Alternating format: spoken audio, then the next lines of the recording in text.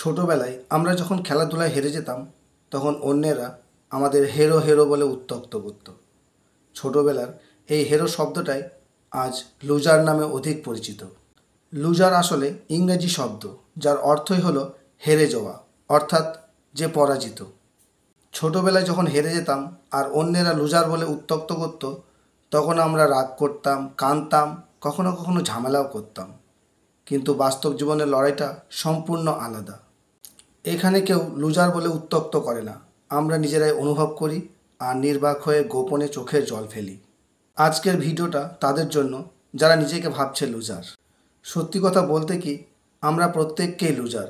জীবনের কোনো এক মুহূর্তে আমরা সবাই হেরেছি, পরাজিত হয়েছি। কেউ ভাগ্যের জাতাকলে পিষ্ট হয়ে বারবার পরাজিত হয়েছে, কেউ বা পরিস্থিতির কাছে নতি স্বীকার করেছে। কারো স্বপ্ন ভেঙেছে, কারো বা অসম্পূর্ণ অধরা রয়ে গেছে। কেউ কেউ মানসিকভাবে এতটাই বিকলাঙ্গ হয়ে পড়েছে যে আর নতুন করে উঠে দাঁড়াতেই ভয় পায়। তাই লুজারদের উদ্দেশ্যে বলতে চাই, তারা শুধু হেরেছে, ব্যর্থ নয়। সাময়িকভাবে ভাগ্যের চাকাটা থেমে গেছে। এই যে স্ক্রিনে যাদের ভিডিও দেখছি, তারা এত প্রতিবন্ধকতা সত্ত্বেও যদি ফুটবল খেলতে পারে, ফুটবলের পিছনে ছুটতে পারে, হাত পা ভিন ব্যক্তি যদি বিশ্ব জয় করতে পারে, তাহলে তোমরাও পারবে। তাই যেখান থেকে স্বপ্নটা থেমে গেছে, সেখান থেকে নতুন করে শুরু হোক লড়াইটা। তা হোক সে স্বপ্ন পূরণের লড়াই কিংবা বেঁচে থাকার লড়াই। ধন্যবাদ।